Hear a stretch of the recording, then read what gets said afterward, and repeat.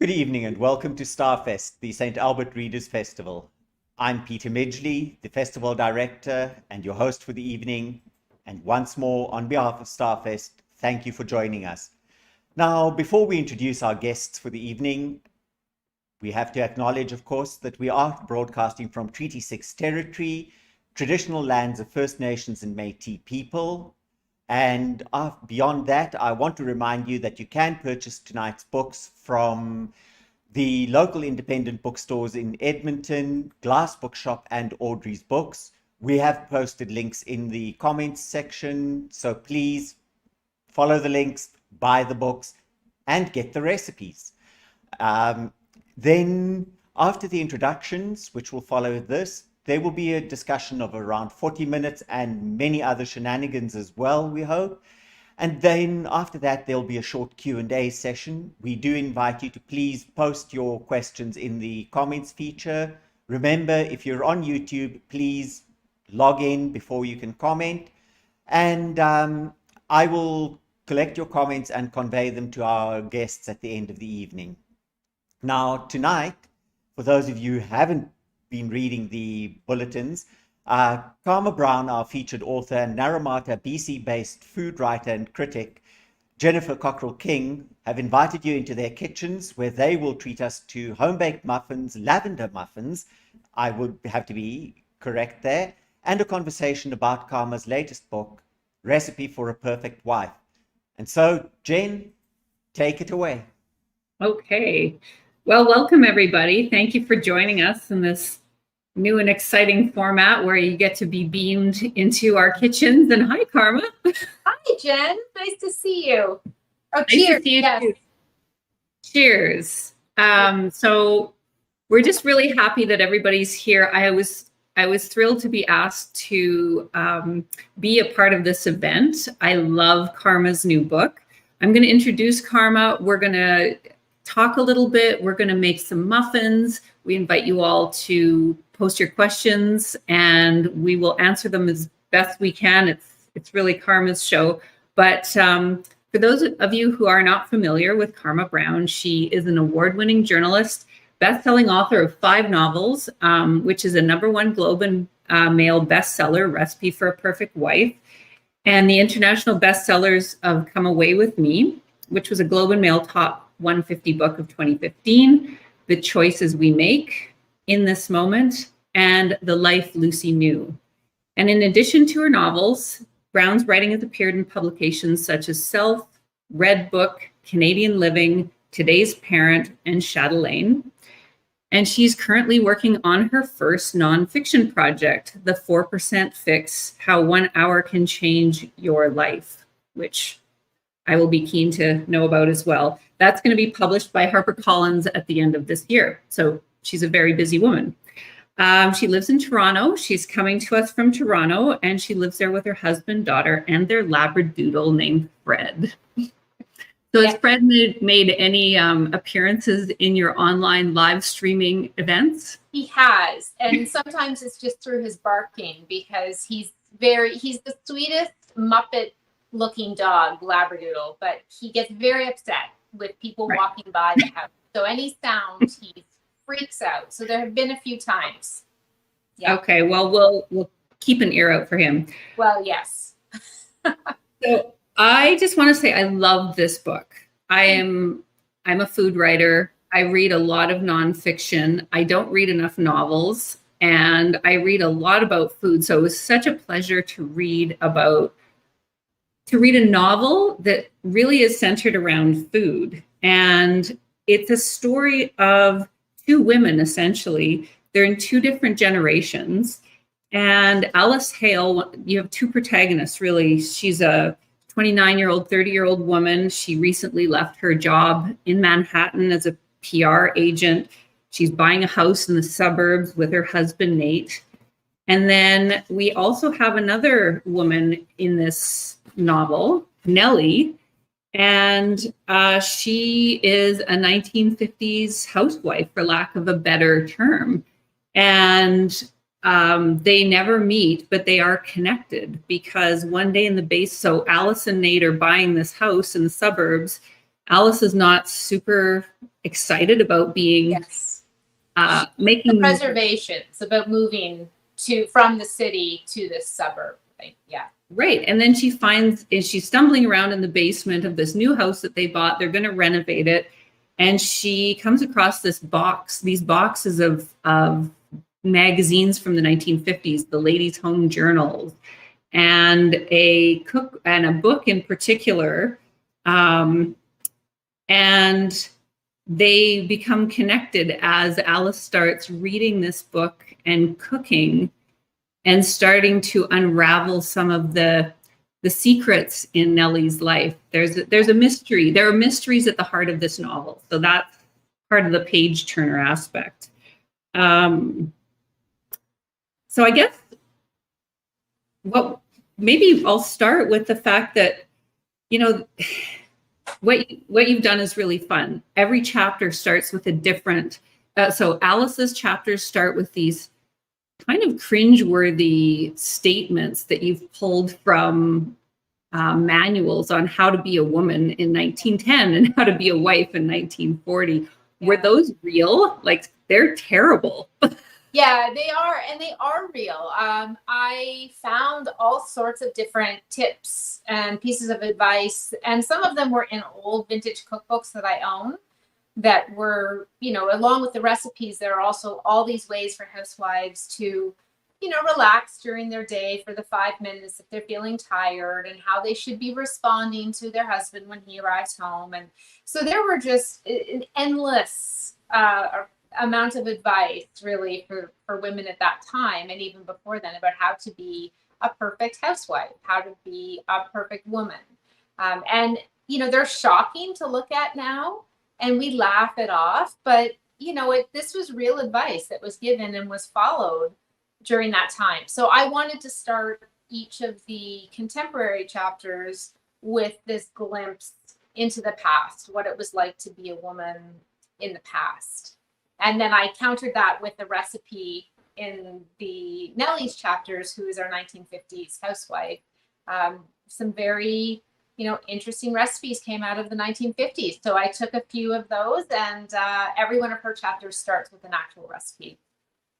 Right. And speaking of recipes, we should probably start mixing muffins, because chapter 34, so every chapter that Nellie Murdoch is in, and she's the 50s woman, has one of these recipes. Some of them are kind of, there's a lot of god-awful food that was made in the 1950s. I left out the worst things, like the Jell-O molds that have tuna and lemon Jell-O mixed together in a fancy mold. I left some of those out. Yeah, thank you. Yeah, but the baked Alaska, and these were recipes. Well, we can talk about that in a minute, but yeah, these were recipes that were born out of necessity that, women were trying to economize, and they were being very creative about. But tonight we're baking muffins. Yes, we are. This is what we do now in the pandemic. We're at home and we're baking. So we're making lemon lavender muffins from page 247, chapter 34, Nellie, and we're going to see how we do. Yes. And some of, I get asked a lot. I get a lot of feedback about these recipes, which is great. It's always fun to see what people are making and how much fun they've had, like trying the baked Alaska. A lot of book clubs will do themed evenings, so it's fun to see that. I've tried a lot of the recipes in here, and not all of them, but a lot of them. But they're recipes from a long time ago, and so some of the ingredients and the measurements, our ovens are different now. Everything can be just a little off. So this is really a bit of an experiment on camera. Yeah. Right? There's no guarantee. You've started mixing, so I should probably do the same. I'm going to beat my eggs right here. Keep talking. There's no guarantee that any of this will work, and that's why we love it. It's part of the live performance that is both a literary event and a cooking event. Absolutely. And I will say that this particular recipe, it's a recipe that Nellie made with her beloved mother a lot. And it was the sort of recipe that was made for other women when they were going through difficult times, or maybe just going through a new experience, like having a baby. So, or if someone was ill, they would take these muffins. And it has a lot of nostalgia for her in the book. I love lavender in my soap. I do not love it in my muffins. So I am going to put a little bit in, but not as much as Nellie calls for. And I feel like Nellie would be okay with that because, you know, she wants everyone to just do what they need to do. Yes. Well, and I have forgotten my melted butter in the microwave. So I am going to do the no-no of stepping off screen. It's fine. I have right back because I am in my I'm literally in my kitchen in Naramata and it's right here. I will keep talking then while you go and do that. You know, the recipes, one of the reasons I wanted to put the recipes in the book, and I did it this way, is because I've always really enjoyed this idea of the legacy of cooking and of recipes and those being passed down through generations. You know, a lot of times, like in my mom's generation, she received a cookbook when she got married. And this was a very common thing that women would get a cookbook to prepare them for the housewife role that they were entering. So I have all these great vintage cookbooks that have notations on the margins. And that really was what started me on this idea, this desire to write this book. I really wanted to write a book that's centered around a cookbook and a vintage cookbook and what secrets existed in there for the woman in the 1950s, but also what power and learning came from that legacy from Nellie and her cookbook that could then be transported to Alice in the modern day. So, and I got to spend a lot of time looking at recipes. Well, that's what I find interesting. So the title is Provocative, Recipe for a Perfect Wife. Yeah. Right? So the book plays with the stereotypes of the perfect wife. It plays with the generational stereotypes of the 1950s woman. What was the spark that got you going? Because I read that this book has actually been kind of in your mind, circling around for a couple of years. Is that true? I spent 5 years writing it. I mean, I had written my debut. It was published in 2015, and it was part of a 2-book deal with my publisher. I'm just going to mix my dry ingredients. Yes. Now. Okay. I'm going to show everyone how things are going in the mixing bowl here. Oh, you're ahead of me. I'm doing wet and dry, so it's okay. Okay. Well, I did a little bit of prep here, but it's actually a beautiful smelling muffin dough, and little flecks of purple culinary lavender are marvelous. Beautiful, right? So I'm just going to keep mixing and talking, Jen. Mix and talk. We're just two women just cooking in our kitchens. But watching us. Yeah.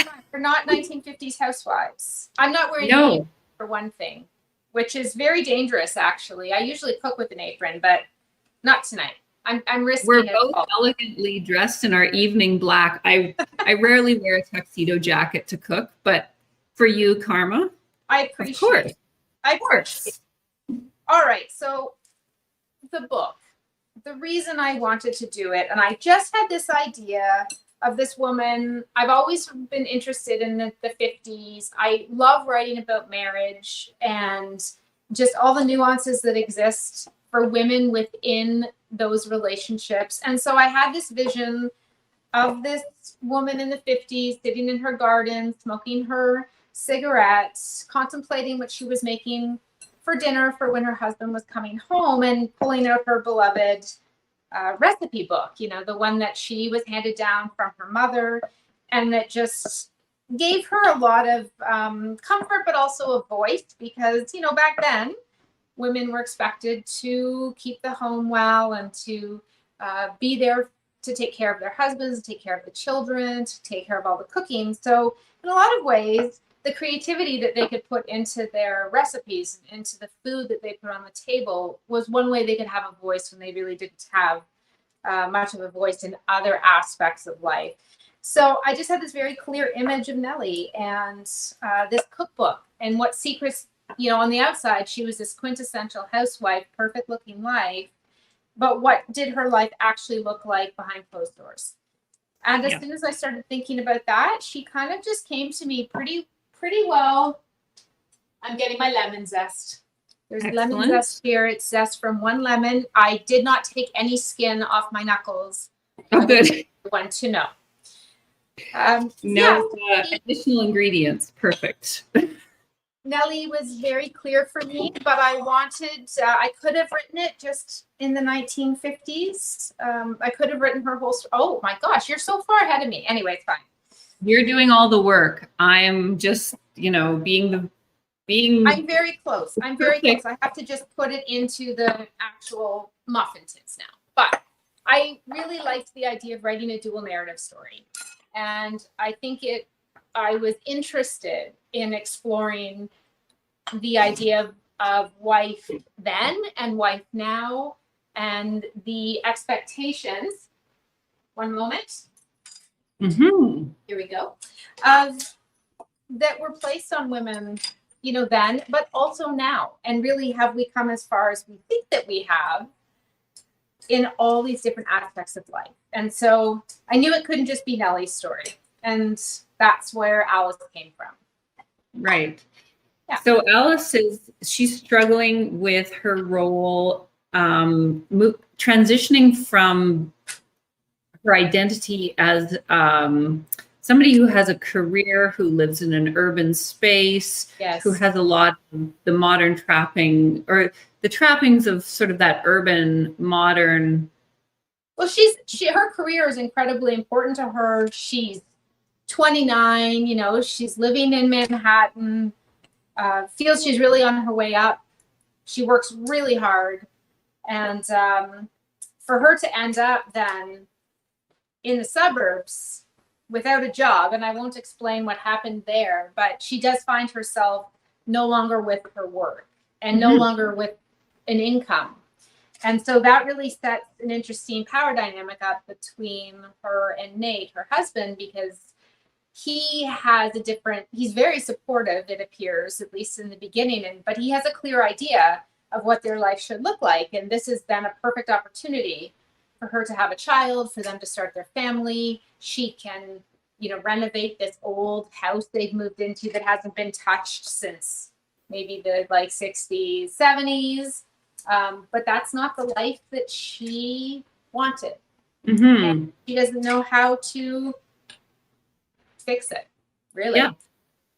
Yeah, and it's a dilemma that many of us struggle with. You know, how do we feel that we're self-actualized when we have these preconceived notions that there's a certain that domestic arts are not as valued as well, like that.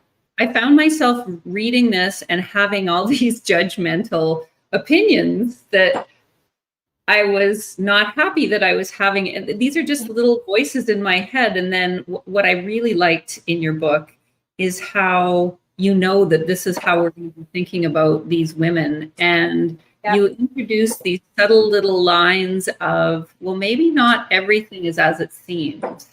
So, you know, maybe Alice has certain elements to her identity that she can explore. And also Nellie is not quite she goes to the Tupperware party. She bakes the cookies. Yeah, she plays her part, because what else does she do at that time, right? The expectation was very, it was very black and white, really. Now, that didn't mean that there weren't all these women who were living all these shades of gray, wanting different lives than maybe the one they had. But the opportunity to explore that and the opportunity to do something different outside of the house was not there like it is now. But, you know, what's interesting about the housewife and the stay-at-home mom of even the present day is that I have had conversations where people who are home with their kids and are playing that sort of housewife role are frustrated by this impression that I'm putting that down, or the book is putting down that choice. And my point is always that feminism for me is really about choice. And so if that is the choice that you make as a woman, to be home with your kids for a time, for the whole time, whatever it is, then that's a very feminist choice. That's an empowering choice because you're making the choice. I just need to show my muffins now. Those look beautiful. Don't they look nice? There's a few little, splotches here and there, but are we supposed to put them in the oven now, Jen? I put mine in the oven already. You did? So, okay, yeah. Well, I will be back in 2 seconds.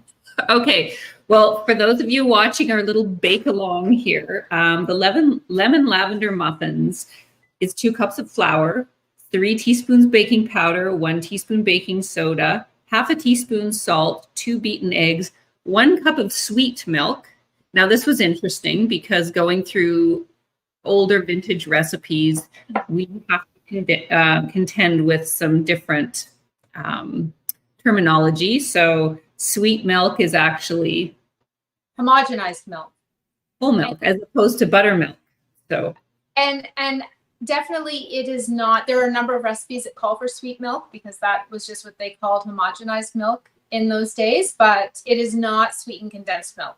If anyone tries to make the recipes, don't use sweetened condensed milk because you will not be able to eat it. Right, exactly. Yeah. 3 tablespoons honey, and then some melted butter, zest from a lemon, and 2 teaspoons lavender buds. And I will just let people know a little bit of a self-congratulatory gardening going on here. I have I live out in the Okanagan, and there's my lavender. Pretty. Jen sent me some ahead of time because as much as in the book, there's a lot of gardening, and Nellie, along with being this beautiful cook and baker, and she loves her garden and is known throughout her neighborhood for her flowers and her plants. I do not have those skills. So I think I have some mint out there somewhere, which is now dead because it's cold here. But so Jen's kindly sent me this beautiful lavender, which is purple and pretty, and yes, smells lovely. Well, and lavender is an interesting culinary herb because too much and it becomes very distasteful. So the right amount, and there's an interesting culinary herb component to this book, which, the gardeners, I'm a gardener and a cook. This was right in my wheelhouse. I love this. I had to do quite a lot of research, actually, not just on the historical parts, because I really wanted to get the texture and the feel of the 50s for this book, but also like through the food and through the fashion and through just society, the expectations, as I mentioned, but also the gardening. And I mean, I had to do a lot of different searches, and I can't give anything away about the book and about how the garden plays into that. But there was quite a few interesting searches in my Google bar. I can imagine. Yeah. I know people are interested in the writing process. So can you give us a little hint about the writing process for this book? Like how you've got 2 different protagonists. Did you write Alice all at once and then Nellie and then chopped it up and folded it in like a deck of cards, or how did that go? Yeah, I didn't. I actually wrote it consecutively. So I would write a Nellie chapter and then an Alice chapter and then a Nellie chapter and an Alice chapter. I think I'm writing another dual narrative now that is set in a contemporary story, but also in the 1970s. And in that case, I'm writing the entire contemporary storyline, and then I'm going to do the 70s. The reason I did it differently for recipe, one, it's just how it happened. I started writing and I just was naturally switching back and forth between these women. But because they share this cookbook, and so there are links within the chapters and between the chapters, and the thought of writing them their own stories separately and then trying to weave them together, which is what a lot of authors will do when they're writing a dual narrative. I just couldn't wrap my brain around it. So the tricky part about that is that I was jumping from 2018. Is it 18? Yes, I think it's 18. 2018, yeah. It's hard when you're writing multiple books and you're like, what year am I in? It's That's never right. 2020. I had 2020 for my next book, but I was like, we cannot do 2020. 2020 needs to just go. Your question is, what book am I in right now? Yeah. So I had, you know, for me, like with the 2018 and the 1950s, the different details of the decades, and going like, okay, then I have to get myself back into the historical frame of mind and the language. And so that was probably more challenging than if I had tried to just stick with one and do the other. But I also, first drafts are tricky for me, and I find them, I sort of compare it to like a first date. I feel like when I get to revision, I'm in that Netflix and chill stage of relationship, which is what I prefer. So, you know, the first date where you're trying to make a good impression and learn about this other person, like the first draft feels like that. And so I typically want to just get through it as quickly as I can. So Right. if I'm only writing one character, there is the fear that I'm not going to get that other character. She'll just disappear on me. So I kept them close as I was writing, but I did write it over like 4 years or so because I was writing it secretly in between other books I had on contract. So it was like my secret book. I love it. Well, and I mean, it must have been fun and alarming. I'm just going to read a couple of these Sure. bits and pieces that, you know, at the beginning of each chapter, but also when you talk about recipe or the cookbook for the modern housewife and the ladies' home journal, there are ads in these magazines that say, "Don't worry, honey, at least you didn't burn the beer." You know, like the condescension and the for both men and women, actually. I find that those speak both to women and to men. Men are.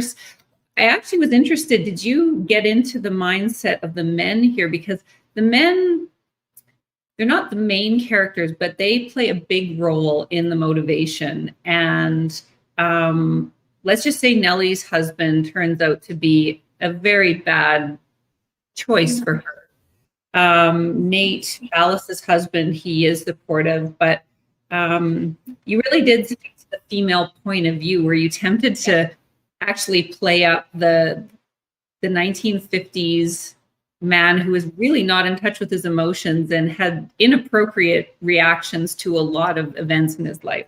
Yeah, no, I didn't, because like for me, this story was about these women, and the men were merely there to allow the women to have their experiences and to go through that character arc that they needed to move through. You know, they play an important role in the story, and Richard, who's Nellie's husband, is definitely someone who, by the end of the book, you have a very clear idea of who he is and you know, sort of what's happened there. But Nate was a little more subtle, and I think that this is true of what relationships between men and women, and the whole idea of feminism and men being allies and all of that existing now is it can be a bit subtle. And so for me with Nate, he is supportive, but he's also manipulative, and it's just not quite in the black and white obvious ways from the men that we would have seen maybe in the 50s, where roles were very clearly laid out. Yeah. So, you know, that was, so I spent time focused on them only as much as I needed to in order to help make the women's stories feel true to life and give them what they needed for the book. Right. Well, you actually start the book with the epigraph, "Art is a hard mistress, and there is no art quite so hard as that of being a wife." And this comes from a book called Don't for Wives. Yes. Like it's instructive. Don't do this, don't do that, don't do that. And then we have another book from about the same era called Modern Woman and How to Manage Her, written by Walter Gallatin. A modern woman who is of the contentious type is often amenable to love and reason if she will only listen quietly, a process that is painful to her. You may firmly, rationally, and kindly convince her that she is not always in the right. I mean, what do you do with these types of stereotypes? And so I love what you did with the 1950s women, and maybe tell us a little bit about that era, your research of that era of women and what she was contending with. Yeah, well, it was such an interesting, I mean, there was a lot I didn't know about what was going on at that time. And, I had a lot of that surface view of what the 1950s were like, but I didn't understand some of what had happened to put women back into the kitchen in the 50s. And really it was the war, because the men had gone off to war and the women had taken the jobs that the men had held while the men were at war. So women were doing, men's work. And then the war ended, the men came home, and the women went back into the kitchen. And there was the baby boom, and they became, mothers and housewives, and that was their most important role that they could hold and have. But in a lot of the book clubs and events I've done, I've spoken to a lot of women who are in their 70s and 80s. Who really, they had aspirations at that time. They wanted to do more than cook recipes out of their cookbooks. As much as they loved being with their children and they loved a lot of aspects of their life, they were missing that opportunity to do something more. And it is always, and I find some of these women in their 70s and 80s, when I speak to them, they are the most feminist of all the ages who I've spoken to about this book, because they have had a lot of distance from that time and the opportunity to reflect. They have their own daughters, sons, granddaughters who they hope will have, even more opportunity going forward. Like, let's get to equal pay. We still have a long way to go, but I just, the web of what was going on for women back then and how it has shifted the way that we are now. It's just it was so fascinating, because every time I would look at one of these women with their apron in their kitchen, waiting for their husband to get home with the perfectly mixed drink, I kept thinking, like, okay, what does she want to do?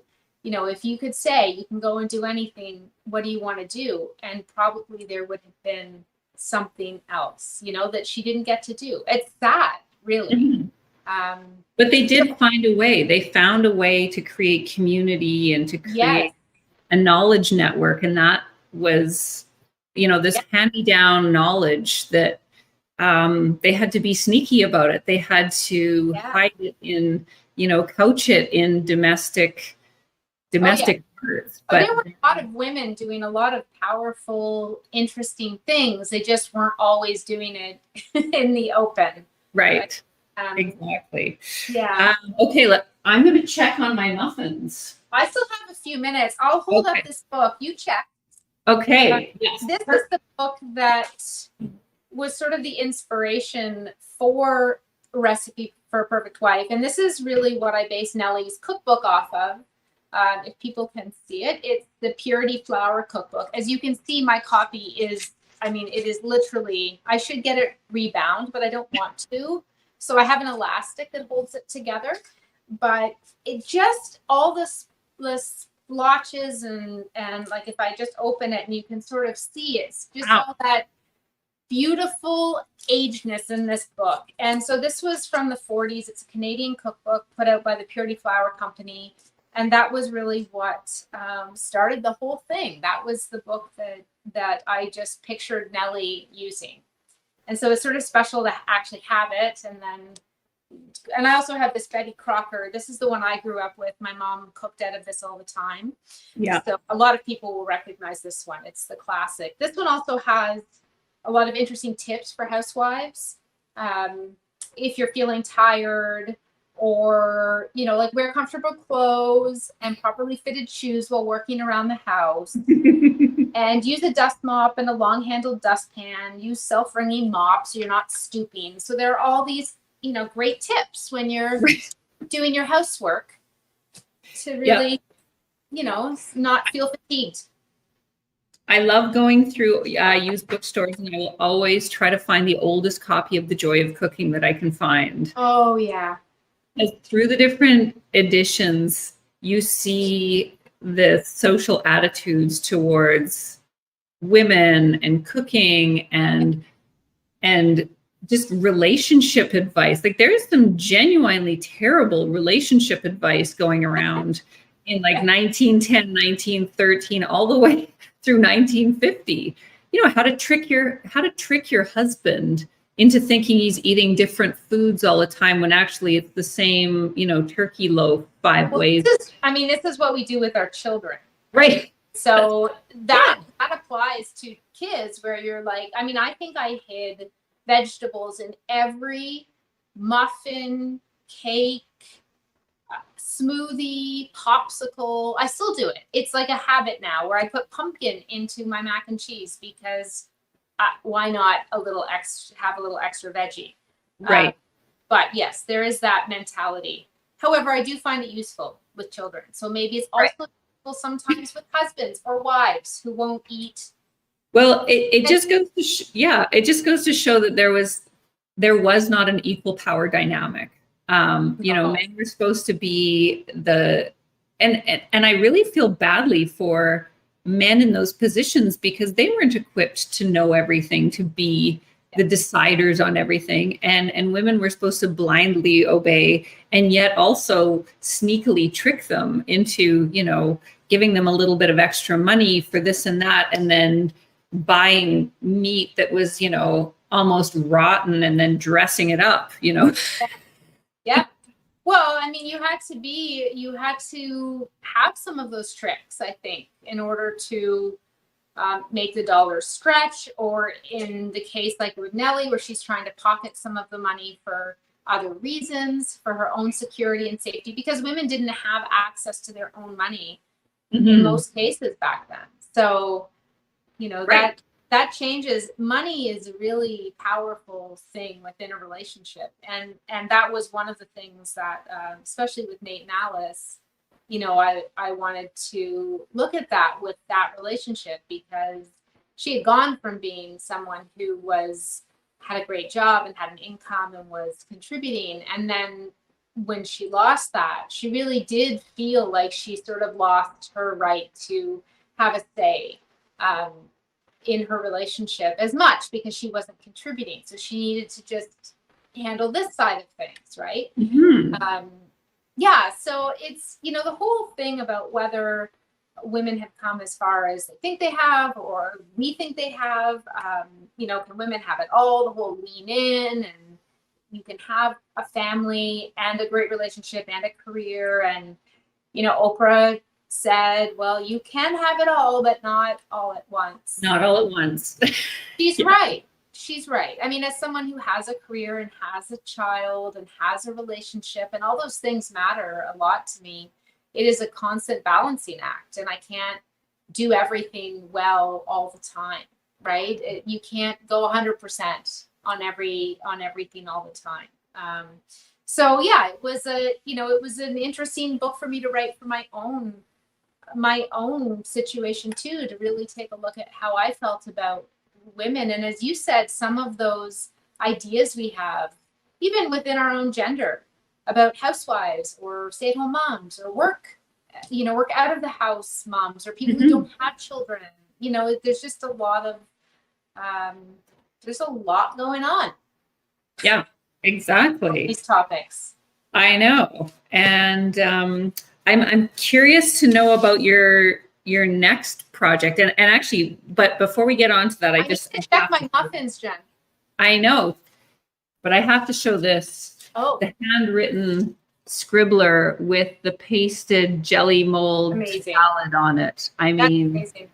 The gems that are in here. Those jelly salads were huge. I think they may be coming back, actually. I hate to say it, but food you know what? Why not? Fickle, and I think the pandemic has been interesting, actually. And I was thinking about this with your book, because how aptly timed. We're all at home becoming these domestic gods and goddesses. But the difference now is we have Instagram. So, Yeah. So there was, when I was reading parts of the chapters where Nellie and her gang are getting together, and there's that sort of, there's that pecking order in the female sort of neighborhood, who makes the best this and who makes the best that.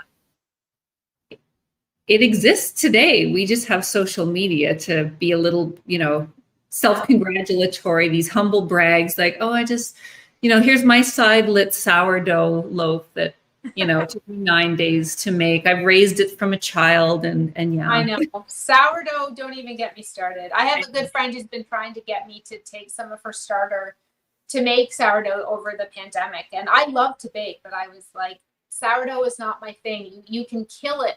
You can kill your starter, and it just, people name it. And then I thought, I don't need that level of responsibility. No. If I have a bad batch of muffins, I just toss them and start over.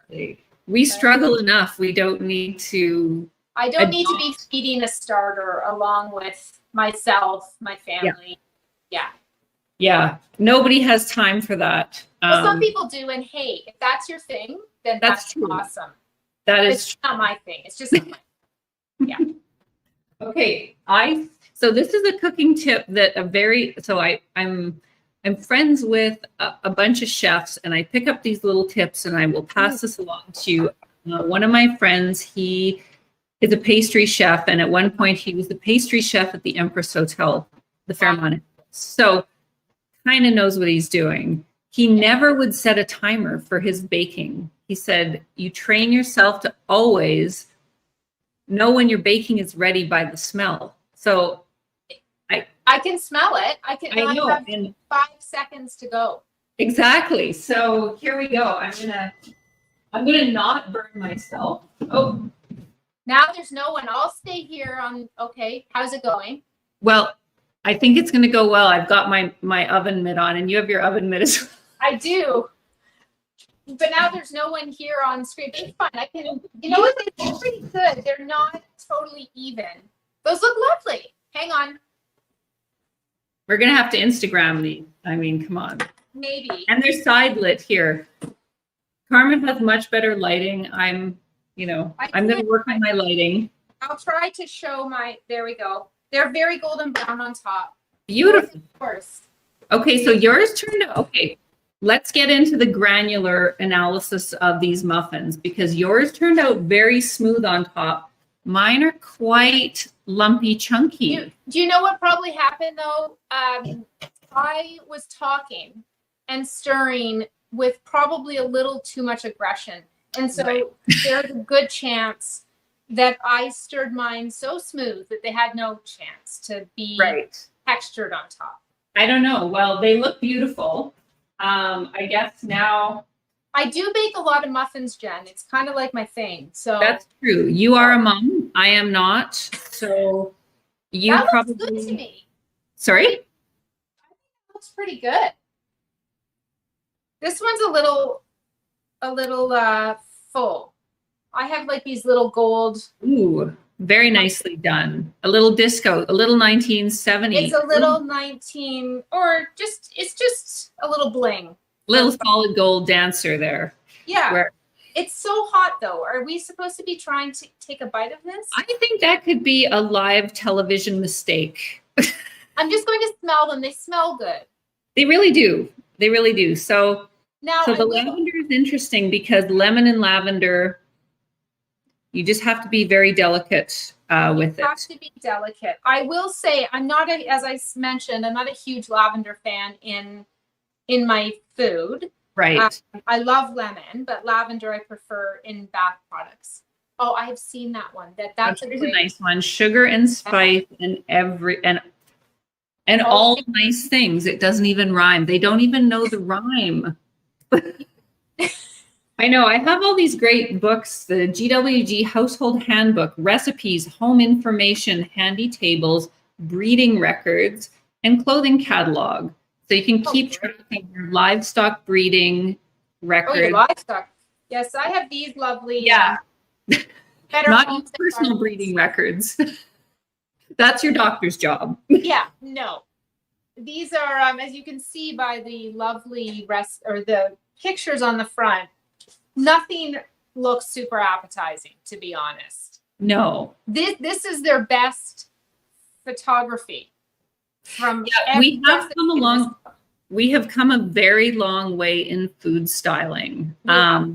There's a lot of fun to be had looking at vintage food styling. Yeah. And clearly somebody was working out some anxiety or some anger issues or this is supposed to be strawberry shortcake. Oh, can you imagine putting that? So this made the front cover of this cookbook, but I mean, can you imagine putting that on Instagram now? People would be like, ooh, so close. It would be retro. People would be like, oh, cool, retro vibe that you've done there. You must have spent all day. I know. Anyway, I have always loved writing about food, and I usually try to put something in every one of my novels because I love the idea of food being part of the story. So I felt very lucky with this book that I had the chance to put it in, the whole book. It was just such a joy to write. And despite the fact that some of the recipes are a bit scary, like I said, I left a lot of the really bad ones out, but well, and we did pick the ones that we actually wanted to eat. Now those muffins, I did tell you, they are not sweet. And if you've ever baked, you'll know that 3 tablespoons of honey for an entire batch. Right. It's not, so they're more of a. You can load them up with jam though. You could, or like a lemon honey. Mm-hmm. But they have an interesting flavor. Mm-hmm. So personally, in my house, we add a little bit of sugar and a little less lavender. And that is right.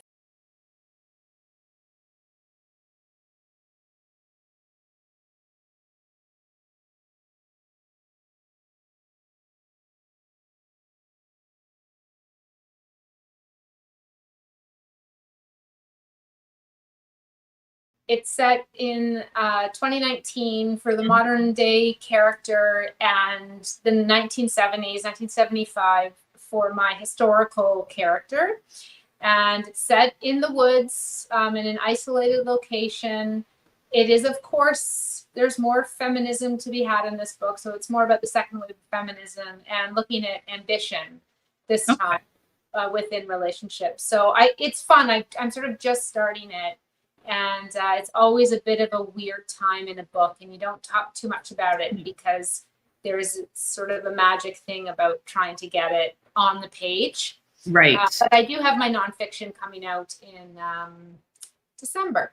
So soon. Are you allowed to talk about that? Yeah, that one is called The 4% Fix. Right. And how an hour a day can change your life. And really it started from my 5 a.m. writing habit, which I've written all my books like that. I get it only like 3 hours from now. I know, really. I get up really early to write and have done that for years. And I find that, it's quiet. I can be really productive.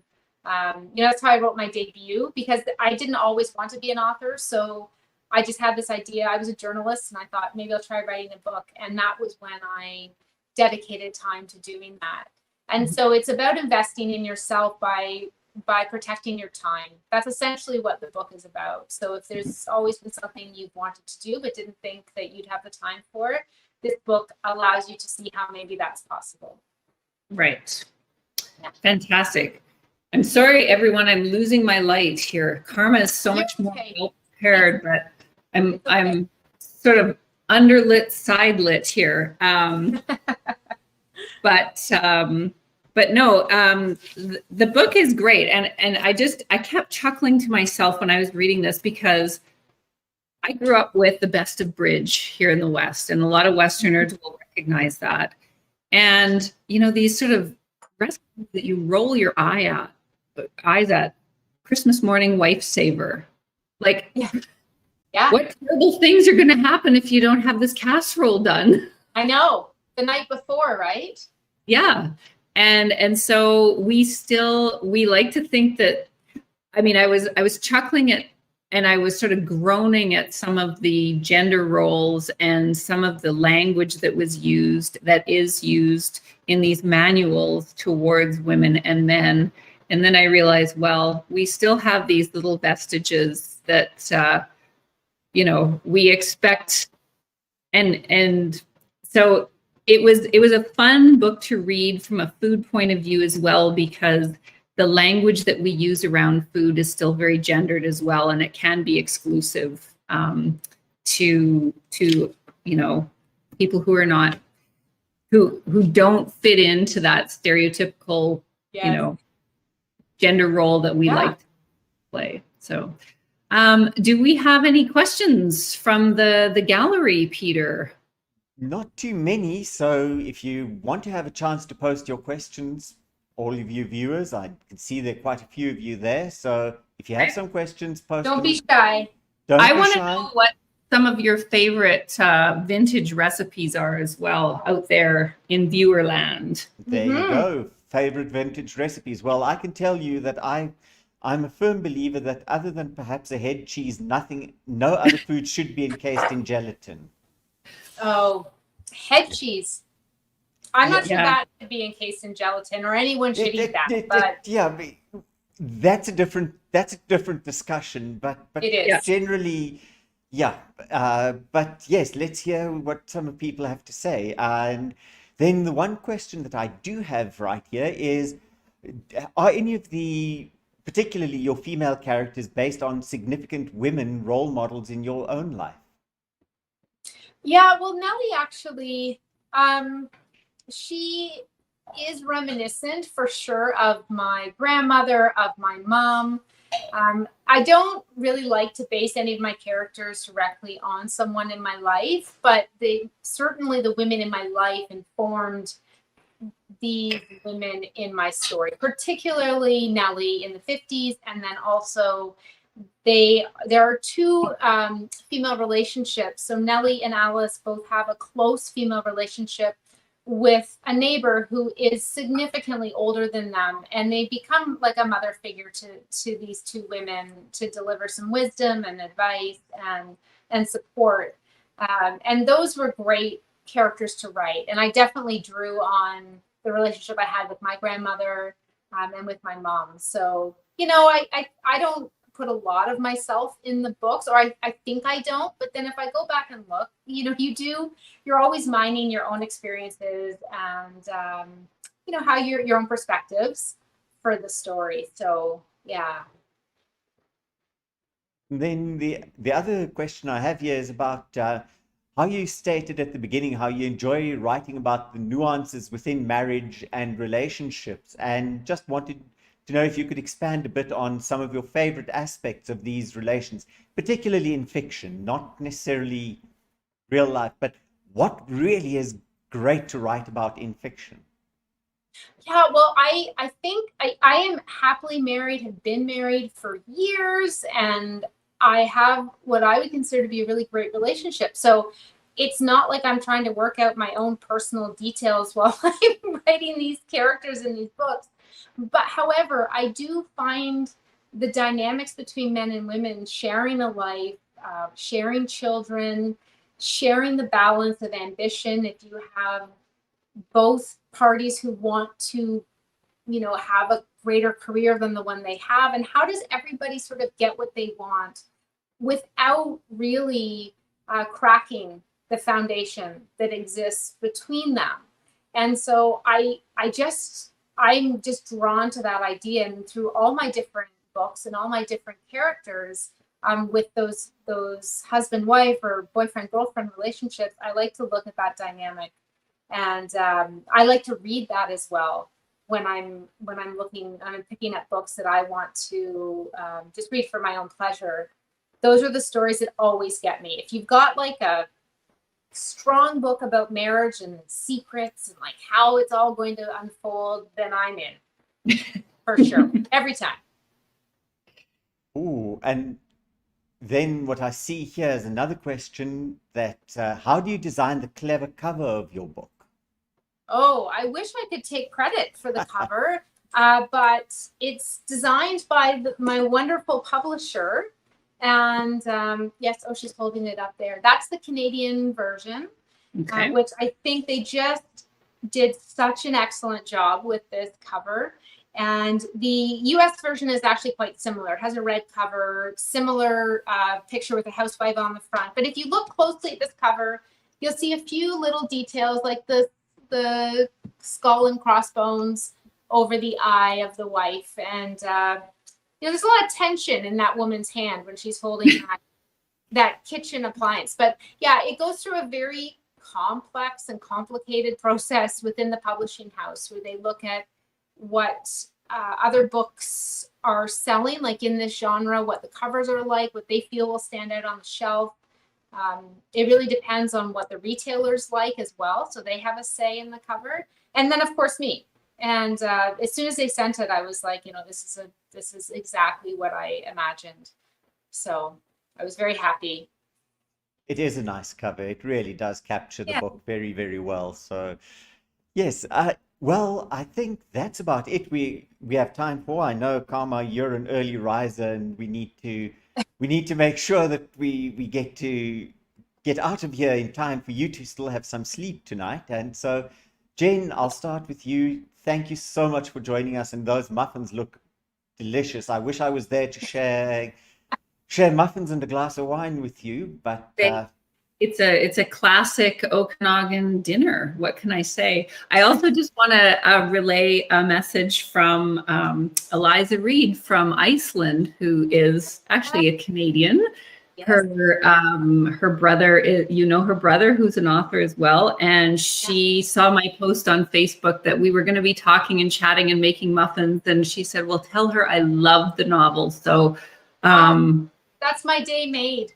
100%. Yes, that's exactly. So a Canadian woman who finds herself as the First Lady of Iceland, who's also a huge literary fan. She runs a literary workshop there, a literature workshop, and Reykjavik being a UNESCO city of world literature. Yes. So she sends her regards. She's asleep right now. What? She's asleep right now. Yeah. Of course. But she sends her regards. Please thank her for that, because that is just so nice to hear. I really appreciate it. A fellow Canadian up in Reykjavik. So thank you, Peter. This has been a lot of fun. Right. Yes, thank you, Peter. Yes, and Karma, thank you for inviting us into your kitchen, for baking, and for a wonderful book. It's been an absolute delight to have you on our show tonight. So. Thank you. Thanks. I really appreciate it as well. It was a nice way to spend my evening. And this is a great book to curl up with as we go into the reading season. And we can all support our local independent booksellers and our local authors, our Canadian authors, by buying local literature. There you go. So, thank you.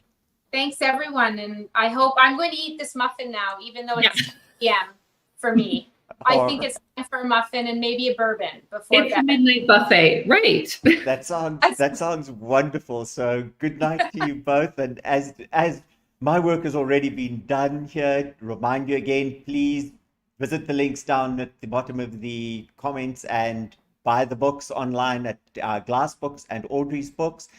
And thank you yet again to our technical team here who makes the magic happen for you all. And please do visit Starfest online at www.starfest.ca. Take a look at who's coming up next. Watch some of the past live shows if you've got a moment or two to spare. And please register for the shows. We'd love to have you back. And from me, good night and thank you for joining us.